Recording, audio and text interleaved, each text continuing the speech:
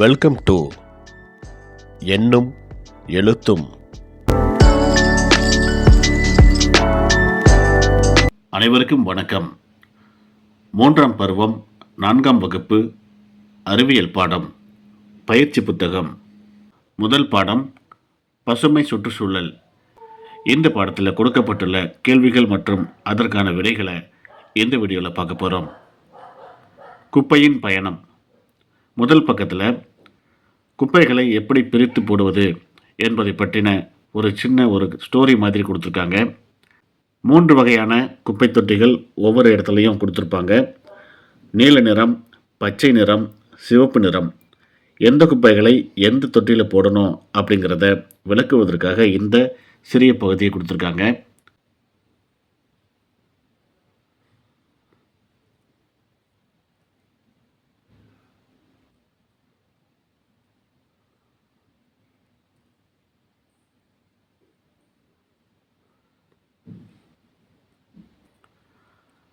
அடுத்த பக்கத்தில் 3Rகளின் அடிப்படையில் பொருட்களுக்கு பொருத்தமானவற்றை டிக் செய்க அப்படின்னு கொடுத்துருக்காங்க.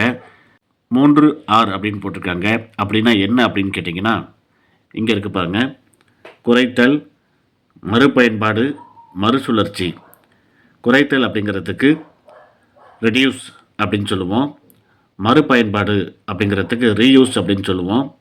மறுசுழற்சி அப்படிங்கிறதுக்கு ரீசைக்கிள் அப்படின்னு சொல்லுவோம். இவைகளோட முதல் எழுத்தை மட்டும் எடுத்து 3R அப்படின்னு சொல்லுவாங்க. அதான் இங்கே கொடுத்துருக்காங்க. பொருள் அப்படின்னு போட்டிருக்காங்க. முதல்ல பை இருக்குது பாருங்கள். இந்த மாதிரியான பைகளை அதிகமாக பயன்படுத்தக்கூடாது, குறைத்து கொள்ள வேண்டும் அப்படின்னு சொல்லிட்டு குறைத்தலை நம்ம டிக் அடிச்சிருக்கிறோம். அடுத்து பிளாஸ்டிக் குடம் இருக்குது. இந்த மாதிரி குடங்களை நம்ம மறுசுழற்சி பண்ண முடியும். அதுக்கு கீழே நம்ம டிக் பண்ணியிருக்கிறோம். உடைந்த கண்ணாடி டம்ளர், இதையும் நம்ம மறுசுழற்சி பண்ண முடியும். அதுக்கு நேராக டிக் பண்ணியிருக்கிறோம். பழைய பேப்பர், இந்த பேப்பரையும் மறுசுழற்சி பண்ண முடியும். பிளாஸ்டிக் டப்பா, தண்ணீர் பாட்டில், இதையும் நம்ம மறுபயன்பாட்டுக்கு பயன்படுத்தலாம். இந்த மாதிரி பிளாஸ்டிக் பொருட்களை டப்பாவையோ அல்லது தண்ணீர் பாட்டிலையோ 2ஆக கட் பண்ணி அதை பூச்சாடி மாதிரி செய்வாங்க, அல்லது அழகு சாதன பொருட்களுக்கு பயன்படுத்துவாங்க. இதை மறுபயன்பாடு அப்படின்னு சொல்லுவோம். அடுத்து சில்வர் டிஃபன் பாக்ஸ் இருக்குது. இதை நம்ம குறைத்து கொள்ள வேண்டும். இதன் பயன்பாட்டை குறைத்துக்கணும். ஏன்னா இதை திரும்ப ரீசைக்கிள் பண்ண முடியாது. அடுத்து மரஸ்கேல் இருக்குது. இதை மறுசுழற்சி பண்ணலாம். அட்டைப்பெட்டி இருக்குது. இதையும் மறுசுழற்சி பண்ண முடியும். அடுத்து மைப்பேனா கொடுத்துருக்காங்க. இதன் பயன்பாட்டை நம்ம குறைத்து கொள்ள வேண்டும். இதை தூக்கி போட்டோம் அப்படின்னா இந்த பொருள் மக்கி போகாது. திரும்பவும் இந்த பொருளை ரீசைக்கிள் பண்ண முடியாது. அதனால் இதன் பயன்பாட்டை நம்ம குறைத்து கொள்ள வேண்டும். கழிவு மேலாண்மையின் படிநிலைகளை வரிசைப்படுத்தி எண்களிட்டு எடுத்து எழுதுக அப்படின்னு கேட்டிருக்காங்க. இங்கே 4 படங்கள் கொடுத்துருக்காங்க பாருங்கள். எந்த படம் ஃபஸ்ட்டு, செகண்டு அப்படின்னு சொல்லிட்டு நம்பர் போட சொல்லியிருக்காங்க. ஃபஸ்ட்டு இதான் வரும், கழிவுகளை பிரித்தல். இதான் முதல்ல செய்யக்கூடியது. இதுக்கு 1 அப்படின்ட்டு நம்ம போட்டிருக்கோம். 2வது இங்கே இருக்குது பாருங்கள், சேகரித்தல் மற்றும் எடுத்து செல்லுதல். இது 3வது, மறுசுழற்சி செய்தல் மற்றும் உரம் தயாரித்தல். இது 3வது. இது 4வது, கழிவுகளை அகற்றுதல். இந்த மாதிரி நம்பர் போட்டிருக்கோம். அடுத்து அதை எடுத்து கீழே எழுதியிருக்கோம் பாருங்கள். இதே போல் எழுதிக்குங்க.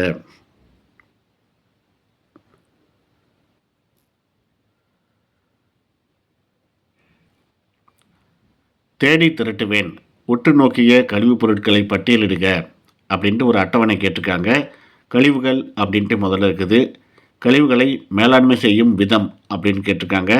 நம்ம எழுதியிருக்கிறோம் பாருங்கள். காய்கறி கழிவுகள், கழிவுகளை மக்க செய்தல், நெகிழி பைகள், கழிவு மறுசுழற்சி செய்தல், நெகிழி குடுவை, கழிவு மறுசுழற்சி செய்தல், செய்தித்தாள்கள், கழிவு மறுசுழற்சி செய்தல், கண்ணாடி குடுவை, சேகரித்தல் மற்றும் எடுத்து செல்லல். படிப்பேன், எழுதுவேன். பாடநூல் பக்க எண் 62 உள்ள செயல்பாட்டினை படித்து விடையளி அப்படின்னு கேட்டிருக்காங்க. மக்கும் கழிவுகள், மறுசுழற்சி செய்யக்கூடிய கழிவுகள், மறுசுழற்சி செய்ய இயலாத கழிவுகள் அப்படின்ட்டு 3 அட்டவணை கொடுத்துருக்காங்க. இதை நம்ம அந்த பாடப்பகுதியிலேருந்து எடுத்து எழுதியிருக்கிறோம் பாருங்கள். மக்கும் கழிவுகள் காய்கறி கழிவுகள், பழத்தோலின் கழிவு, மட்டைத்தட்டு, மூங்கில் பாய், காய்ந்த செடி, தேங்காய் மூடி, விளக்கமாறு. இரண்டாவது, மறுசுழற்சி செய்யக்கூடிய கழிவுகள், காகிதத்தாள்கள், அட்டைப்பெட்டி, நெகிழி, உலோகங்கள், கண்ணாடி. மூன்றாவது, மறுசுழற்சி செய்ய இயலாத கழிவுகள், உணவு பை, மருத்துவ கழிவு, CFL விளக்கு, பாலிஸ்டர் கலப்பு கழிவுகள். அடுத்து வளரறி மதிப்பீடு. 1. சரியான விடையை தேர்ந்தெடுத்து விடைத்தாளில் நிழலிடுக அப்படின்னு சொல்லி கேட்டிருக்காங்க. முதல் கேள்வி பாருங்கள். வாழைப்பழத்தை சாப்பிட்ட பின்பு தோலை எந்த வண்ண குப்பை தொட்டியில் போட வேண்டும்? பச்சை. கழிவு மேலாண்மையின் 4 படிநிலைகளின் சரியான வரிசை எது அப்படின்னு கேட்டிருக்காங்க. ENRக்கு பாருங்கள், இதுதான் சரியானது. மூன்றாவது கேள்வி. கீழ்காணும் கழிவுகளில் மக்காத கழிவு எது? நெகிழி. நான்காவது கேள்வி. மக்காத மறுசுழற்சி செய்ய இயலாத கழிவுகளை எந்த வண்ண குப்பை தொட்டியில் போட வேண்டும்? சிவப்பு. ஐந்தாவது கேள்வி. கீழ்காண்பவனவற்றுள் தவறான இணை எது அப்படின்னு சொல்லி கேட்டிருக்காங்க. ஆவணாருக்கு பாருங்க, மைப்பேனா பயன்படுத்துதல் மறுசுழற்சி அப்படின்னு இருக்குல்ல, இதுதான் தவறானது. அடுத்து 6வது கேள்வி பாருங்க.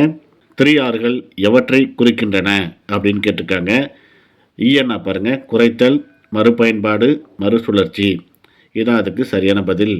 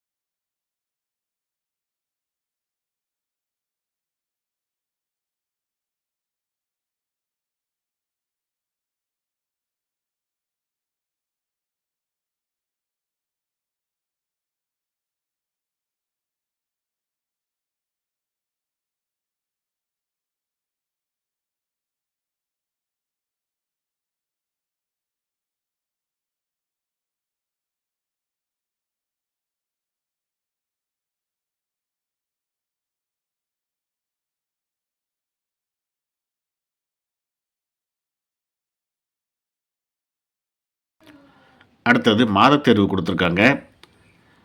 பத்தியை படித்து அனைத்து வினாக்களுக்கும் விடையளி அப்படின்ட்டு இந்த ஒரு பக்கம் கொடுத்துருக்காங்க. இதில் உள்ளதை படித்து பாருங்கள். அடுத்த பக்கத்தில் கேள்விகள் இருக்குது. முதல் கேள்வி பாருங்கள்.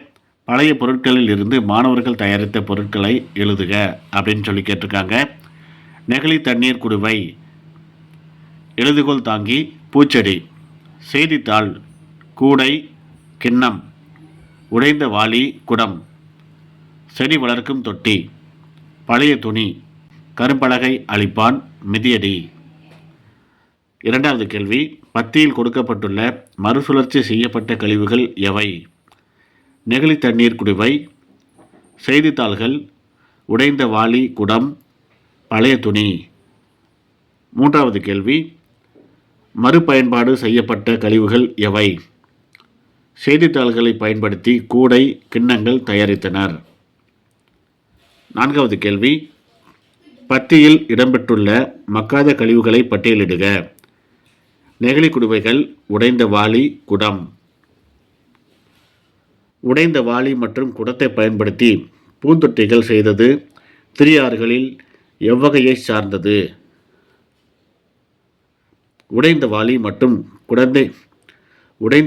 மற்றும் குடத்தை பயன்படுத்தி பூந்தொட்டிகள் செய்தது மறுபயன்பாடு வகையை சார்ந்தது.